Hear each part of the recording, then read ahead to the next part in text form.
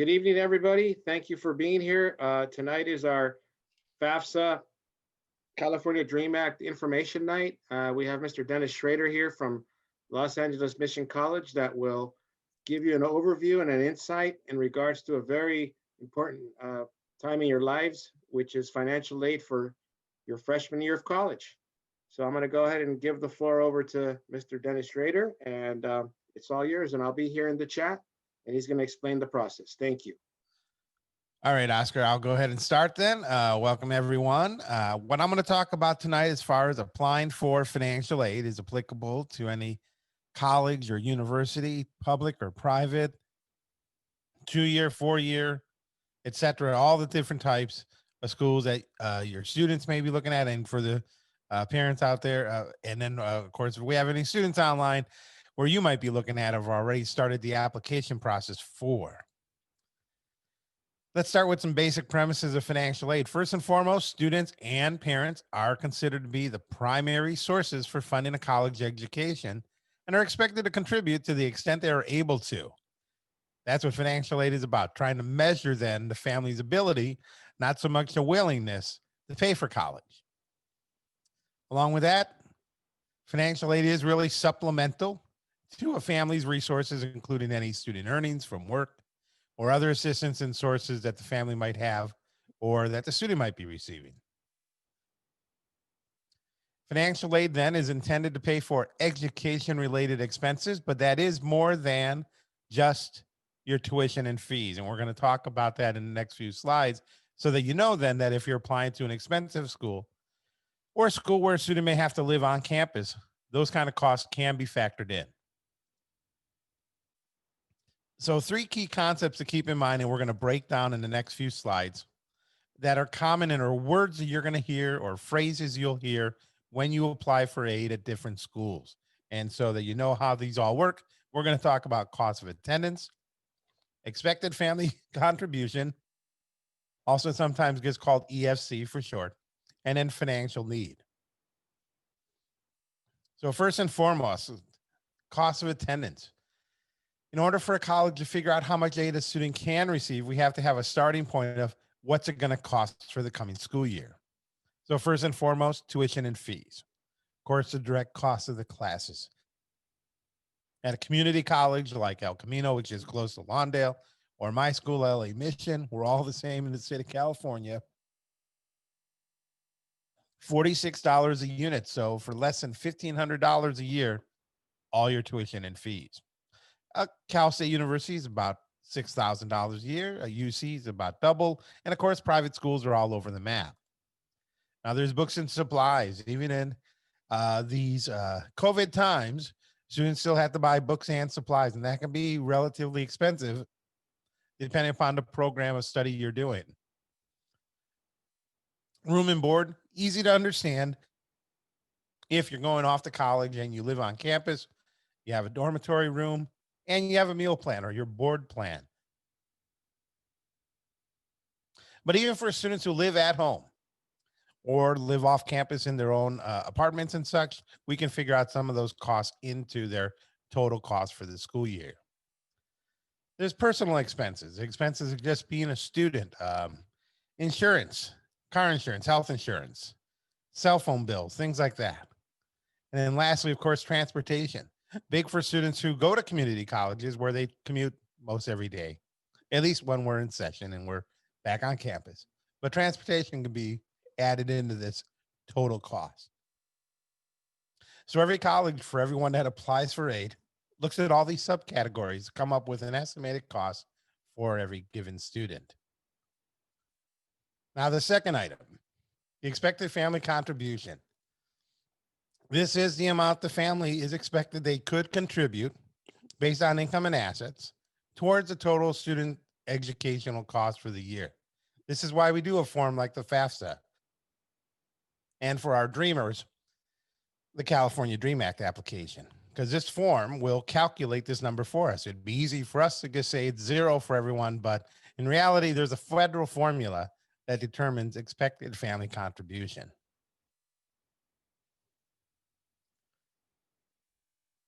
So what is the last item? Financial need. It really is part of a relatively simple formula on the front of taking the cost of attendance for a given student for the school year at their school, college, subtracting out that EFC, that expected family contribution, and coming up with need.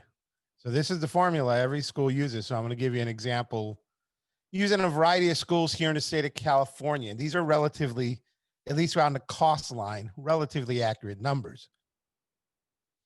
If we had a California community college on the left, a Cal State University, a UC like UCLA, and a private school, our cost of attendances vary quite a bit. Obviously, because our tuition costs vary quite a bit. Some of those other items we talked about, books and supplies, room and board, transportation, and things like that may not vary a whole lot from school to school, but tuition makes up a big difference.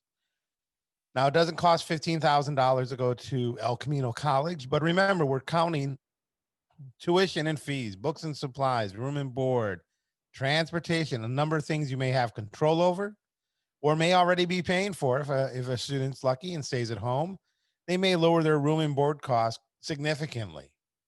But here in the formula, let's say if you do the FAFSA tonight, and the results, when you get it back a couple days later, say that your expected family contribution is $4,000. That number would be the same at any given school. Any of the schools here in California, if you apply to a school outside the state, that expected family contribution is still the same. What's different, though, at the college level is that net, that need, that financial need. And that's really the starting point for a college to start awarding a majority of what financial aid is available to the student. Most financial aid we talk about tonight is need-based. So that's the starting point. So in this example here on the screen, if I was at UCLA financial aid office, I would be trying to meet $32,000 of need for this student and through all the different aid programs so that the student could at least meet their overall need for aid. Now that they could still get merit aid, of course, outside of this or have other resources. Now that expected family contribution number, I'll say, does scare some people. Like they will say, if our EFC is $4,000, does that mean I need to have $4,000 in my pocket to pay for school? Not specifically, but a college has to consider that that's what you may be able to contribute. Again, from savings plans, from money earned by the student, etc. But we have to consider that in the formula. Now, in some cases, for examples, all here, if I met most of this student's need at the California Community College and met $11,000 of financial aid for them, I've covered their tuition and fees, their books and supplies, and that student's probably getting money back to pay for other living expenses. Gets to be a little more critical at the private schools, where a larger portion of their cost of attendance is probably tuition. Let's talk about what kind of money is available for students. We have gift aid, money that's usually grants and scholarships. So our federal Pell Grant, state Cal Grant. If you go to USC, a USC scholarship or grant, free money doesn't have to be repaid. There's work. Federal work study is probably the biggest of the programs out there, where in a sense, some of the students' financial aid award offer is money to earn while working on campus or for a college. I have work study students working for home on my behalf.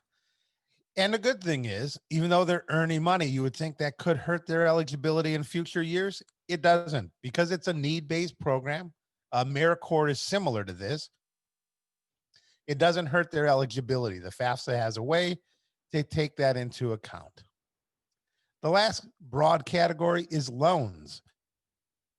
Loans that a student may borrow while in school and then repay when they are done with school, or money that a parent may borrow. And usually payment starts a little earlier during the school year, but money borrowed on behalf of the student or by the student to pay for some or sometimes all of the costs of a student's college education.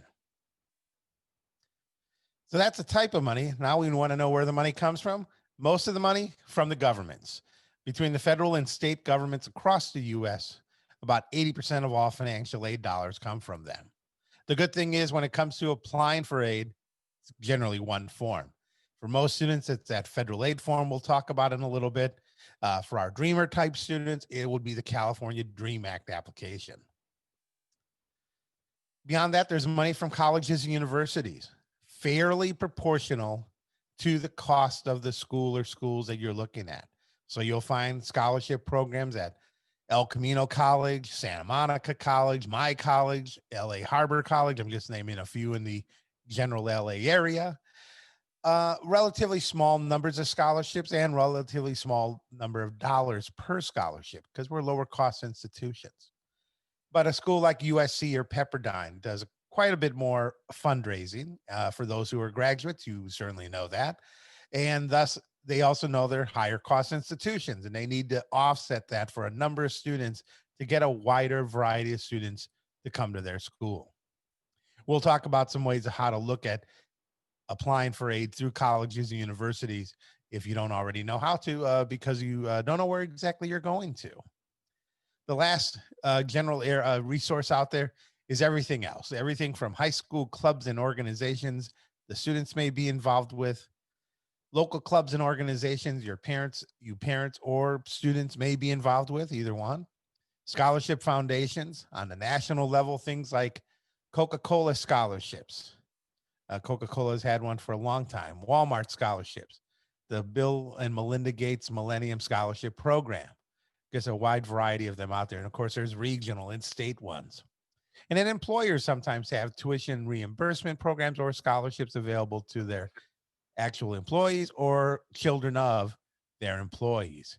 So there's a wide variety of sources, and we'll talk later in this slideshow about some of those options for you of how to find these scholarships and tuition reimbursement programs. Just to give you the laundry list, because that's what it kind of is. These are the major federal aid programs available to students. So we have the federal Pell Grant. FSEOG is a smaller grant, usually for our highest need students. Teach Grant, pretty much what it sounds like. Grants for students going into teaching, as long as you're going to stay in the world of K through 12 type of teaching, basically, these may be available to you. Federal work study, again, working on campus or for campus. Student loans are sometimes referred to as federal direct student loans. They throw in the word direct because the funding does come straight through the Department of Education. And parent loans are also sometimes called plus loans, just so you know. So again, the good thing is these all start with eligibility determination through that one federal aid form. Now on the state front for California residents, and I'll explain the red asterisk in the next slide, but California residents who attend college in California, there's a wide variety of state aid programs. We have the Cal Grant programs, A, B, and C. They're all slightly different criteria, slightly different maximum awards, but the good thing is you don't have to mark special boxes to ask to apply for any one of these. Instead, just by doing the federal aid form, or for our Dreamers, the DREAM Act form, you'll be considered for all of them. There's a California College Promise Grant program at the community colleges here in the state. It used to be called our fee waiver program. It's basically the same thing, just a new name. And about 50% of our students qualify for this, where it waives their enrollment fees, covers their tuition for them. And oftentimes, students who apply for that will qualify for things like Cal Grant and Pell Grant in addition to that Promise Grant. For students who are still middle class, but their parents' income is too high to qualify for Cal Grant because there's some set cutoffs in their program eligibility. At the UCs and Cal States, there's the Middle Class Scholarship Program. What's middle class? Just to give you an idea, last year it was an adjusted gross income for a two-parent household around $160,000. So it's got a pretty wide range of eligibility. But it covers up to 40% of tuition for students who fall into this category. And then lastly, from this state, we have Chafee grants for our foster youth and former foster youth, and it's up to an extra $5,000 per year.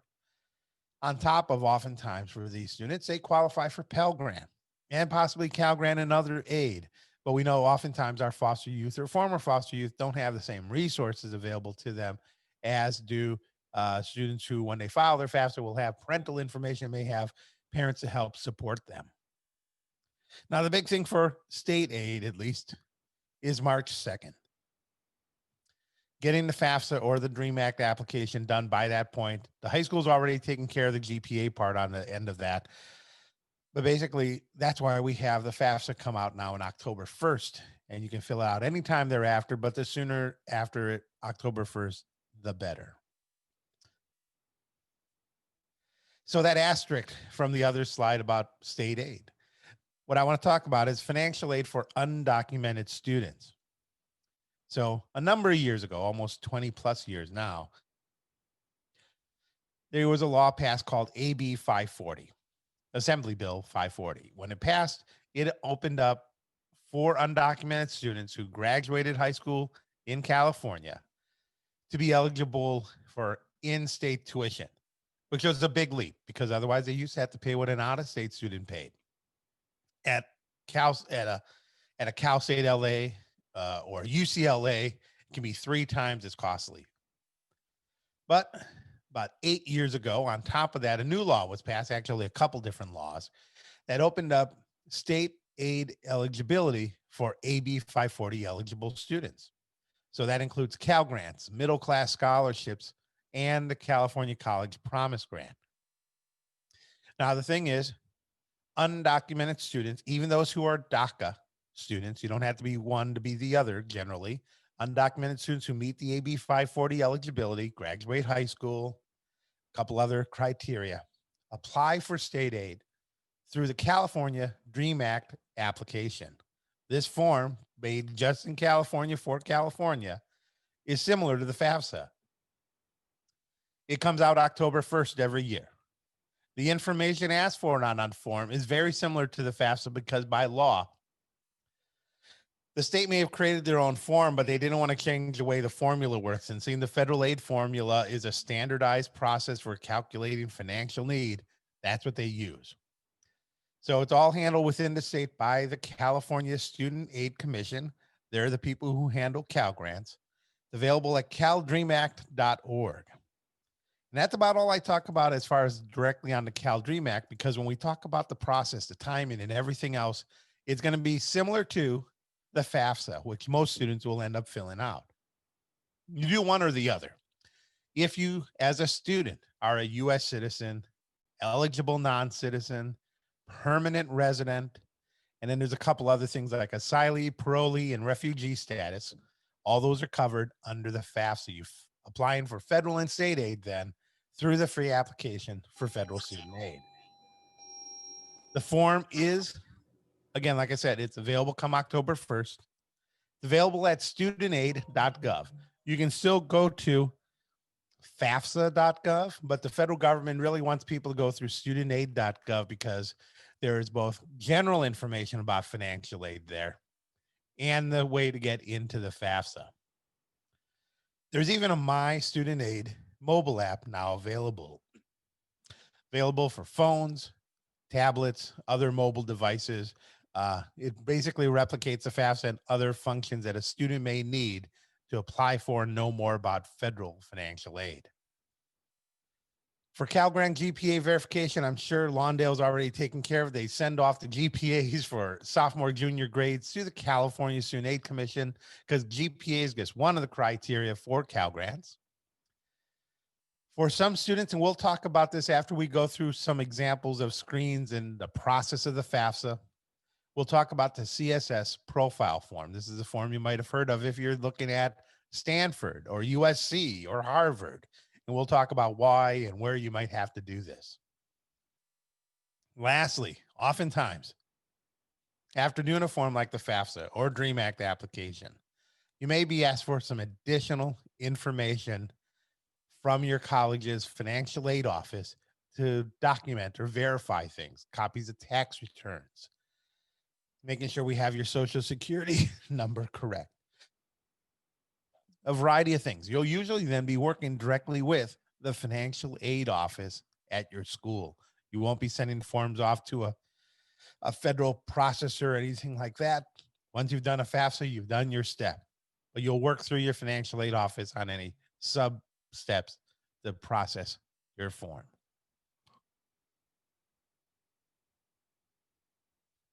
Just to give you an idea what the FAFSA looks like at studentaid.gov. Got a new color scheme. It used to be a different blue or black. Now this kind of greenish blue. There's 2 buttons on it only because most students for the first time will use that top button there in the middle there. It says start here under new to the FAFSA process. But once you've done a FAFSA 1 year, and again, you have to do it every year for college, you'll start using that lower button there for returning users to do your next year's FAFSA. You might even use it this year in case you have to go back and make corrections to the information you provide. You can log into your FAFSA at that point because it knows you as you, and you can make corrections as needed. My Student Aid mobile app, just to give you an idea of what it looks like. And again, I think they've updated their color since I've taken these screenshots. But you can handle your FAFSA. For those who take out student loans, you can manage your student loans on your app and some other things, including you can manage your federal student aid ID. So this is something you may have heard about. I'm sure the counselors have told you about, and you've heard about this if you've done a FAFSA ever before. A federal student aid or FSA ID is your credential. It's a username and password you're going to create so that you can log into the federal aid websites and mobile apps. So it's usable at studentaid.gov. In fact, that's the site you go to find out how to create your federal student aid ID. And you can also use it then to use it on your My Student Aid mobile app. The whole idea is that every student who applies for federal aid through the FAFSA, federal and state aid through the FAFSA, should create their FSA ID. It's a username and password. You tie it to an email account of yourself, your student. You tie it to your mobile number. It's tied to your name, social security number, date of birth, address, some other key identifiers. And so when you start your FAFSA, you can in a sense log in as you. And it'll actually save some steps in the FAFSA because then it doesn't have to re-ask you for your name and address and phone number and stuff like that. One parent in the household should also get an FSA ID if they can. And the reason for that is, as we go through some of the screenshots of the FAFSA, we're going to know that for most students coming out of high school, they're going to need parent information on their FAFSA. As such, you're also going to need the parent to sign the FAFSA at the end.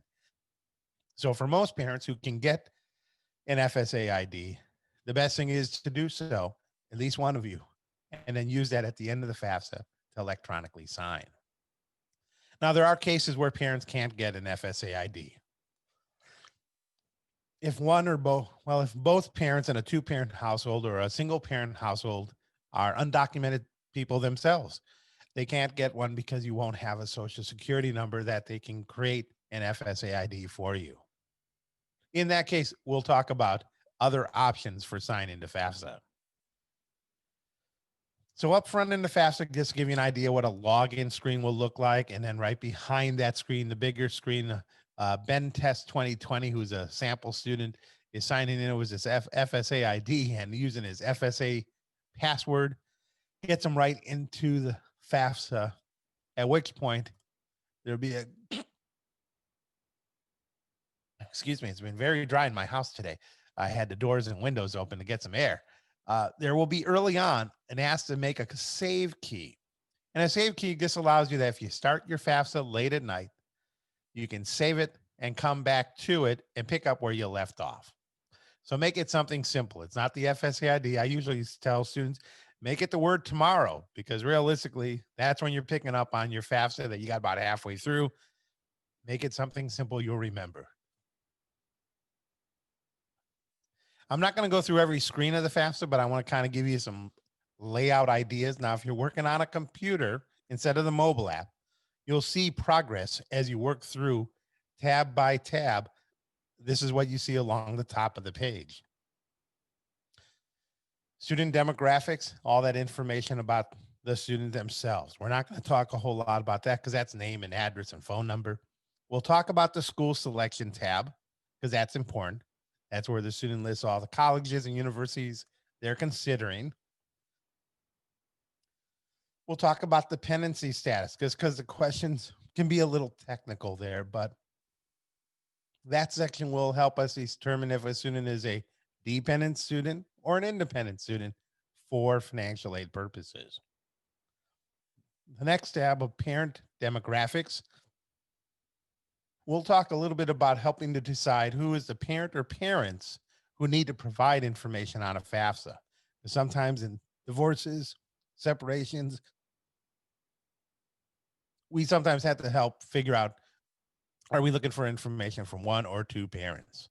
Now, the financials, I won't go into detail either, just because what you have to provide on the FAFSA, other than we'll talk about tax years so we know what's what, will vary quite a bit for those who file taxes from those who don't, from those who file more complicated tax returns, from those who file a more standard 1040. So we'll talk a little bit on it, but we're not going to get into detail on there. Just know that when you get to the part about taxes, there's help for you along the way. If they're asking for information from a tax return, they'll tell you exactly which line number to go to. So school selection. So on the FAFSA, the student wants to list all the colleges and universities they're considering applying to so that they get the results of the FAFSA on their behalf. Here's some basic things on this page. You can see this is the page I can add the name of the school and city or school name to search for them, unless I happen to know their federal school code number. Most of the time you don't, unless you've gotten materials from the school. It's usually a 6-digit number. Sometimes there's some letters in there. But otherwise, if I knew I wanted to go to a school in the state of Iowa, the city of Iowa City, I'd put in that information, hit the search button down in the bottom right,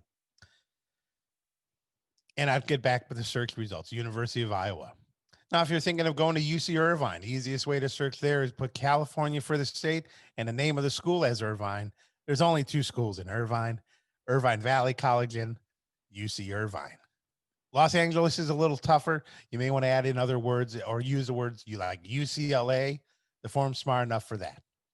USC in California, it's smart enough for that, because don't forget there's a University of South Carolina. So make sure you got the state part in there. Narrow down your choices. But you can list up to 10 colleges and universities to receive the results of the FAFSA. No particular order needed for your list as it grows, as you keep adding more schools to it, but it will top out at 10. Again, no particular order. What if you've got more than 10? Not a problem. Get the first 10 that come to mind onto the form, complete the rest of the form, submit the form. 3 to 5 business days later, it's usually processed. You'll get an email. The student will get an email indicating it's been processed. At that point, the student can go back into the FAFSA, and go to their list, take schools off, add more schools, and then hit sign and submit. And usually at that point, only the student needs to sign off if that's the only area you made adjustments to. As long as the school's been on the list, even if they've been kicked off and been submitted, they'll have results of the FAFSA and can process the student for aid. So if you got 20 schools, you got 10 to do first time, get it all processed. Come back to the FAFSA, take those schools off, add the next 10, sign and submit. They'll get the results also. So the next section on the FAFSA, the main one, is the dependency status. So through this section, most of the time, students out of high school will get all the questions that are in this section and will be answering no or not applicable, and will end up being considered to be dependent students who need parental information. Well, let's go through those questions in case you wondered, what are the criteria the FAFSA people use? First and foremost, marital status. So if a student is married, so if there's a surprise for most high school students, if that is true, more often than not, they're probably single, because the question is, as of today, are you marital status, the student, single? We'll get the next question, which is, there's 2 questions. They're kind of related. First one is about, will you, the student, have or will have children of your own who receive more than half of their support from you? For most high school students, the answer to that is no. Just like the question below, do you have dependents other than a child or spouse who live with you and receive more than half their support? For most 17 and 18-year-olds, they don't have children and they don't have other dependents. So the answer to both of these would be no. If answering no to those two, we get some extra boxes. These are put as boxes because sometimes students may be more than one of these boxes. So I'll get started at the top. The first box is for students who are currently serving on active duty in the military. Again, not most high school students. One right below that is students who are veterans of the armed forces. Below that, there's a box that this does affect some students. At any time since you turned 13, were both your parents deceased? So they're talking about orphans.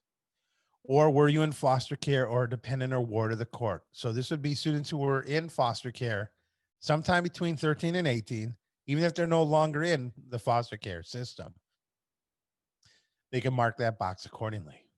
The one right below that is for students who are emancipated minors. If they've gone through the court process here in California, where they're a state resident and are determined to be an emancipated minor, they requested that, they would mark that box. The box below that is about students where someone other than a parent or step parent is their legal guardian. So they have court papers that they're in a legal guardianship right now or were until they hit 18. They would mark that box.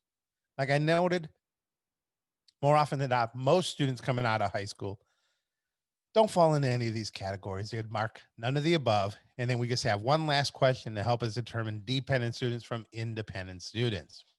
And that is on or after July 1st of 2020, were you homeless or were you self-supporting and at risk of being homeless? And what this question is trying to get at is it's a three-part thing. If a student is an unaccompanied homeless youth, unaccompanied as in not in the custody of their parents, homeless as homeless might be, couch surfing, living out of cars, living in parks, transitional government housing, runaway shelters, all those things. And then youth under the age of 24. If a student meets all three of those criteria, they could be considered to be independent students for that. But as I said, most of the time, if you've gotten all the way to this question and the answer is still no, the student's going to see this where it says, based upon your answers, you're considered to be a dependent student, and we'll need to mark that top of the two circles there where I will provide or the student will provide parental information. There is a circle right below. What's that about? So it says, I'm unable to provide information about my parents. There are cases like this where a student, based upon all those answers, still is in a circumstance where they could not provide information about their parents.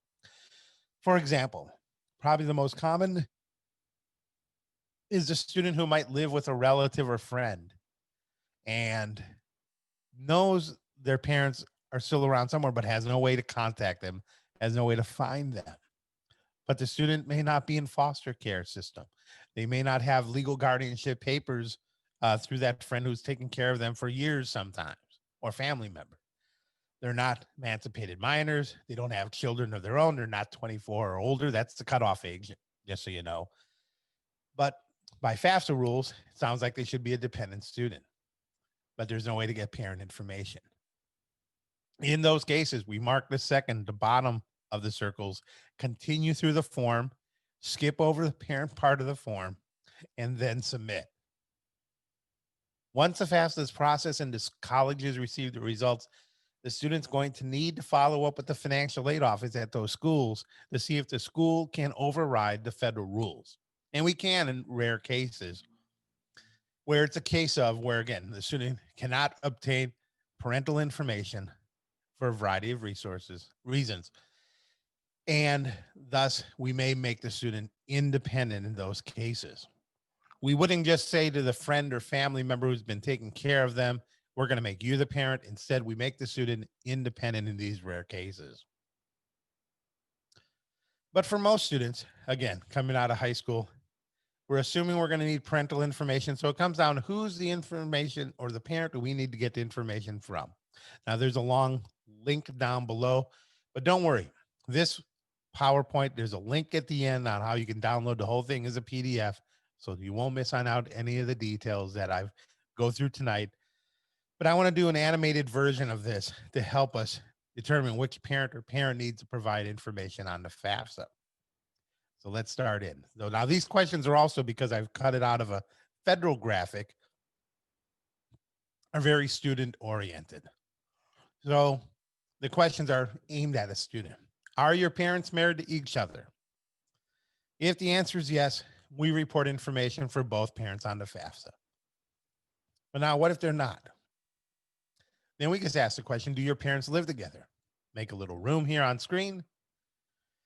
If the answer is yes again, then we're going to report information for both parents on the FAFSA, even if they were never married. So biological parents who live together never got married, or if they're divorced or separated, but no one left and they still live together. We report information for both. But what if the answer is no? So often the case in single parent households, divorces or separations. We asked, did you live with one parent more than the other over the last 12 months? Make a little room on screen. If the answer is yes, we're going to use information for that parent you lived with more. So in a case of a divorce or separation, oftentimes the student lives with, say, mom or dad 5 days of the week or 6 days of the week on average. We're going to use information on the FAFSA for that parent they lived with the most. But what if the time is equal, 50-50, down the middle? In that case, we're going to ask which parent provided more financial support in the last 12 months or in the last year the student received support. Usually there's a clear case in of which parent may have provided more support. So it works time first. And if there's an answer by time, we use that answer. Only in the case where time is equal between the two parents do we then use income as the determiner, or I should say financial support, not the incomes of who earned what, but the financial support received by the student. Just before I go on to the last thing here, it doesn't matter who claims who on tax returns. That's an IRS thing. Think of the IRS as separate from the Department of Ed because they really are in separate buildings and all that good stuff. And we're going with this is the way to determine which parent when we sometimes are getting into a one parent household. But as you can see, there are some lines drawn together here. And in the case of divorce, sometimes there are remarriages. And if the student we've determined earlier happened to be living with mom who divorced biological dad, but got remarried, we're going to need information for mom and the step parent. This is regardless of court decrees, prenuptial agreements, or other agreements, who claims who on taxes, all that doesn't matter. In those cases, if remarried, we would need both parents on the form. Once you know who the parent or parents are that need to provide information, there'll be some questions about name and social security number, things like that on the FAFSA. If the parents are undocumented, they put all zeros for their social security number on the FAFSA. And then when we get to the income question, just so you know, I'm going to talk about before I get to the blue box with the little red line next to it, what year to use. So here's how I think of it. We're applying for aid in 2021, a year off into the future. Fall of 2021 when your student's off to college. We're here in 2020, stepping back a year, filling out a FAFSA during that fall. We step back another year into 2019. That is the tax year we're going to use on the FAFSA. Why? Because that's the way the FAFSA people work. They want to use the most complete tax year based upon their cycle on the FAFSA. So most of us probably filed their 2019 tax returns in April. We got that extension into the summer. You should have your completed FAFSA or your completed tax returns ready to go to fill out the FAFSA or the DREAM Act application. They use the same kind of logic. Now, for the people who do the FAFSA, you may see this blue button if you say that you've done a 1040 and you filed it. It'll offer you up the option to link to the IRS. This is probably one of the few times that it's good to do so.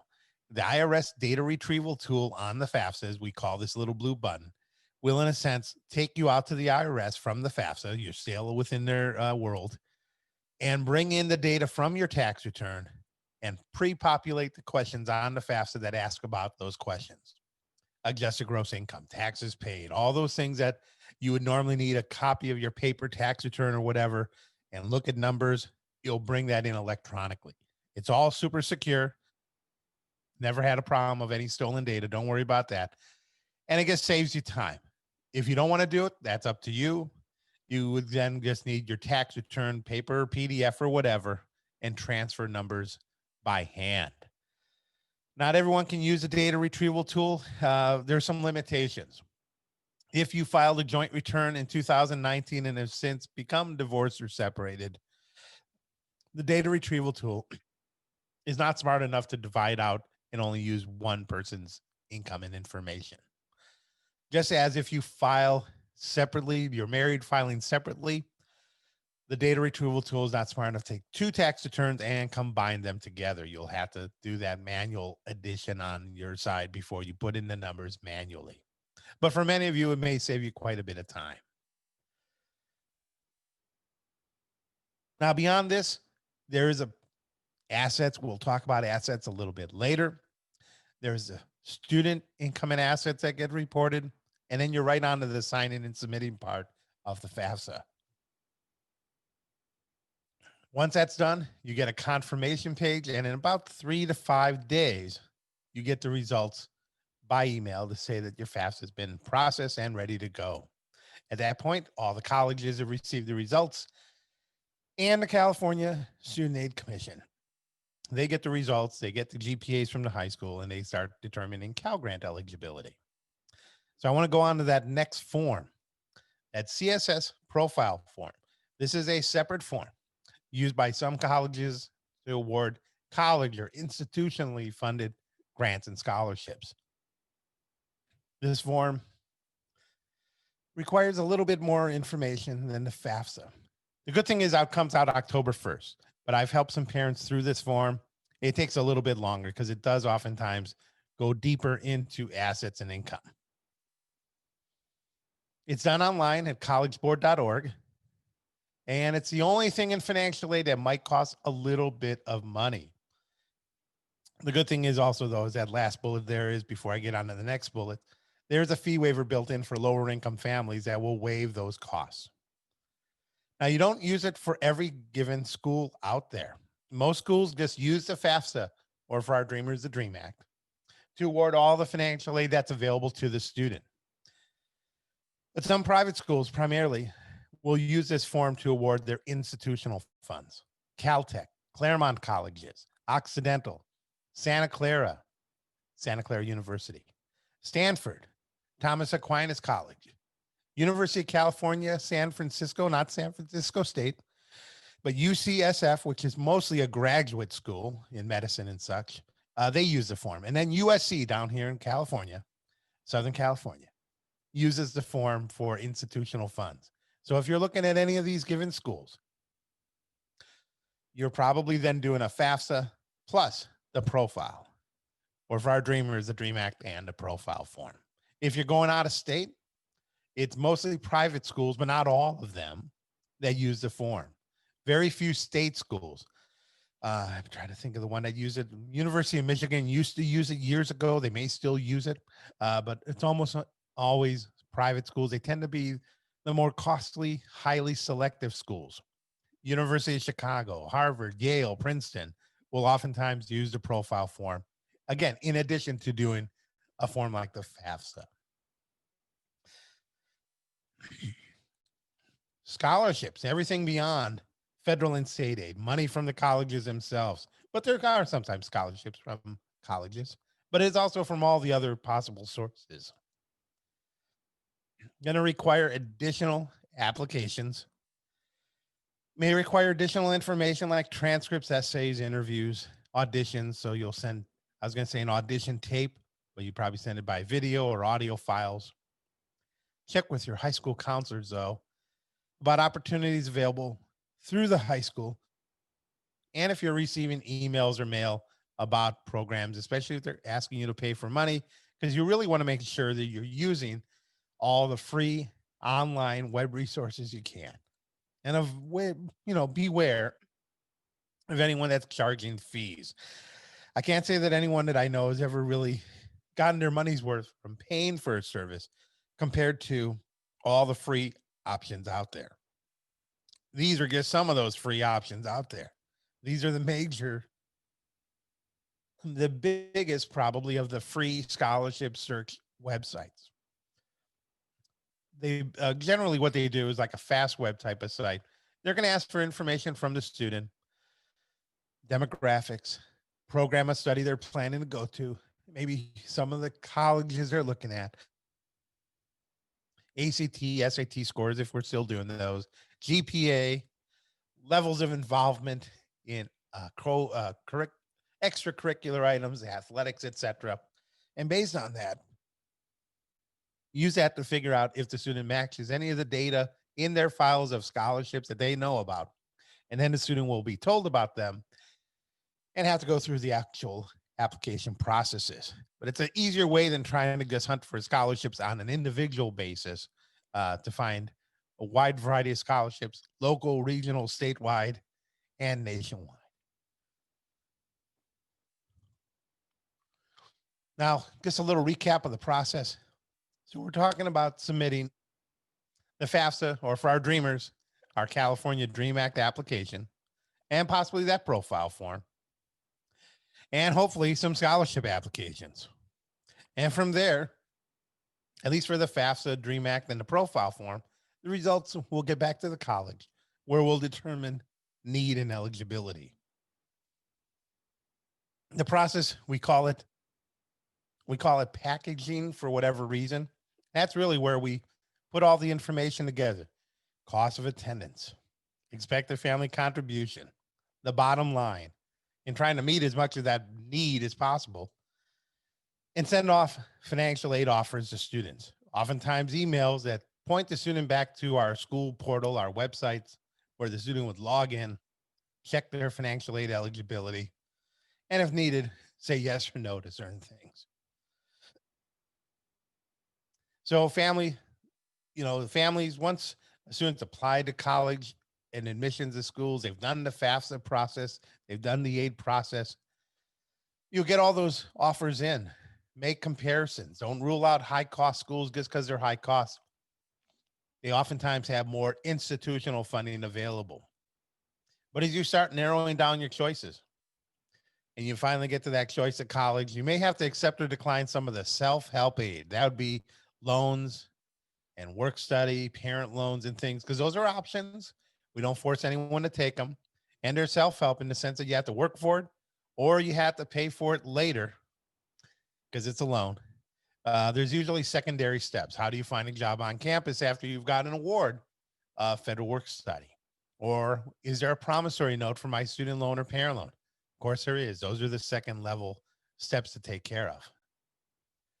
Now, through this process, and especially I probably talked about tax returns and tax years and stuff, we got a lot of what ifs out there. So when do you contact the financial aid office? Well, if you have circumstances like these, there's a loss or reduction or parent of income, parent or student income or assets. Very common in 2020 due to circumstances we're living through. The FAFSA is very specific. 2019 tax year information needed on the FAFSA. You can't just use 2020. You can't use estimated information. There's not a specific box that says if you're unemployed.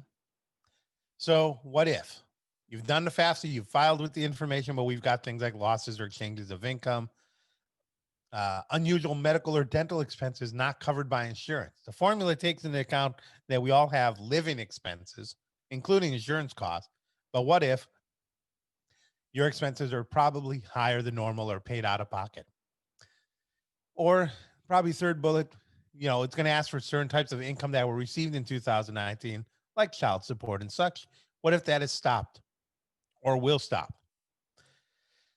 Every school pretty much reviews these type of circumstances regularly for students and parents who ask, but the forms that we use are very different and the processes might be different. So if you have circumstances like these, definitely contact the financial aid office after doing your FAFSA or Dream Act application and see if there's a process you can go through. If you've got a lot of schools you're looking at, you don't have to contact them all. Look at maybe one or two, the more likely schools you're looking at.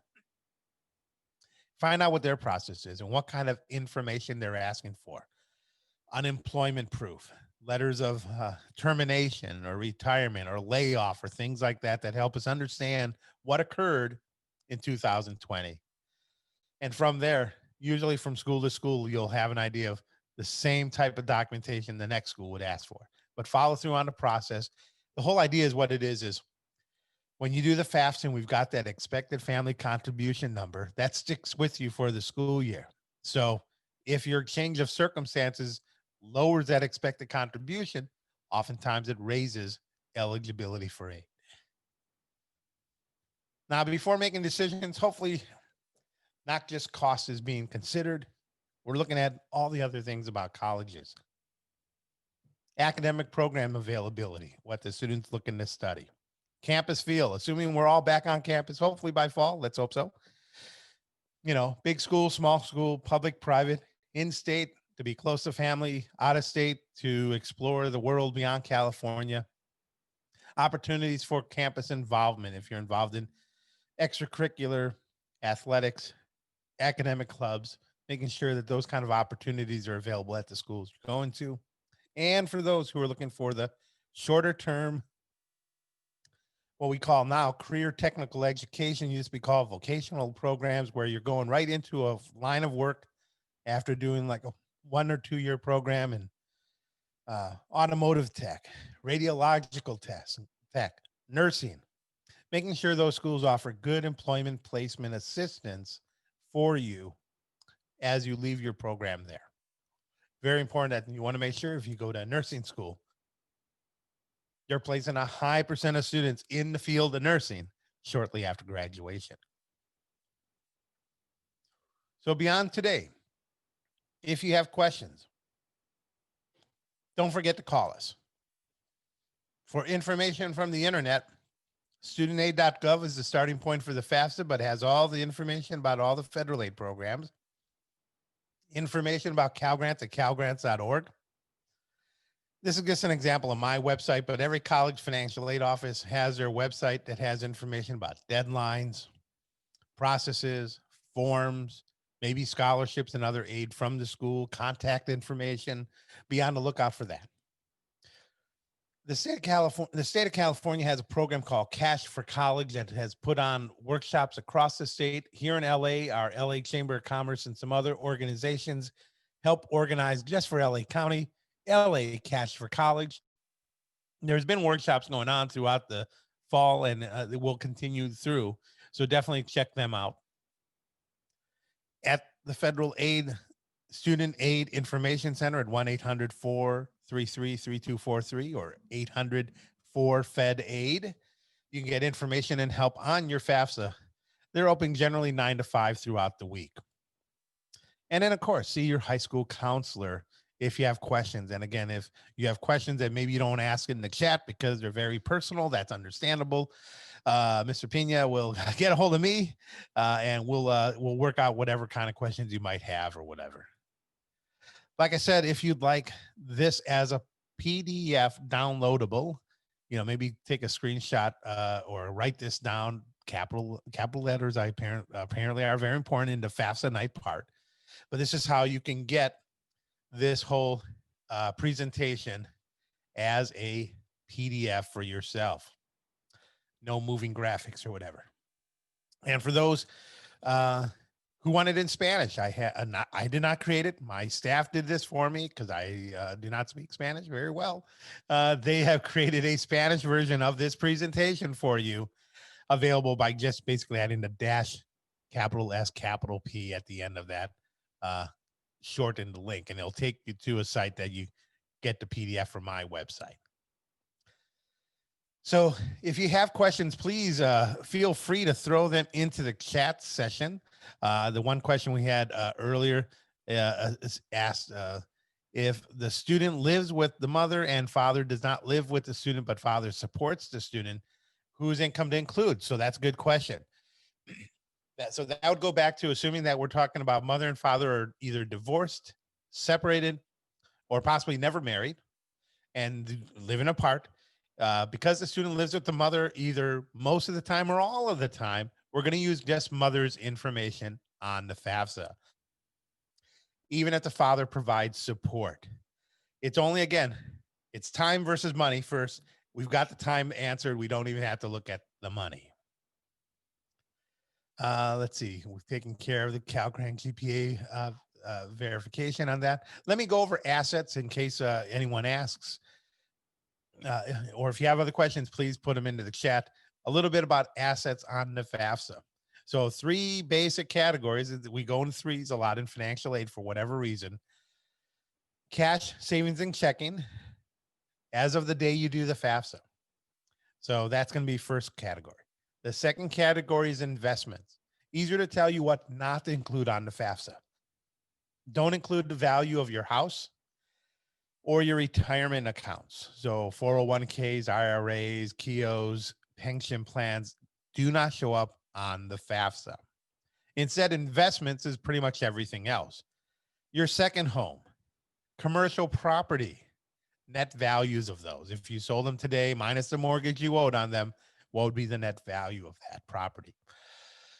Other money you might have in investment accounts. Maybe you have a TD Ameritrade or a Schwab account. You do a little bit of day trading or other things, but they're not specifically your retirement type accounts. Net values of those. 529 plans also are part of investments. Generally speaking, the 529 plans owned by the parents, even if there's one for the student who's filing the FAFSA. Only in this case and only in this time do we do this. Do we allow that asset of the student, if they have a 529 plan owned by the parents, to be reported under the parents' part of the assets. Now, the students, if the students have their own assets, cash, savings, and checking, other investments of their own sometimes, that's going to be on the student part of the FAFSA under the student's assets. Now, the last category I talked about, cash, savings, and checking, investments. The last one is for those who are self-employed and have a business and have over 100 employees, the net value of that business. So for most people who might be self-employed and may have much smaller companies that they own, or maybe singly self-employed, we don't have to worry about trying to figure out the net value of the business. But those are the 3 broad categories of FAFSA users. They do want assets as of the day you do the FAFSA versus the tax returns that are asking for a particular tax year. I don't see any other questions. Oscar, is there anything else you think I should be covering with our parents out there today? I think you pretty much covered everything. It's a very thorough presentation, and we're going to definitely get it out to the students and put it on our website so they can have a resource. And I think it was excellent. Okay. Well, if that's the case, I guess we can let people run away at 7 o'clock here at night. Thank you all for coming out. Again, if you have any very specific questions you may not have wanted to ask, please filter them through your student and through the counselor. And as always, Oscar knows how to find me, and I'll get you the answers you need.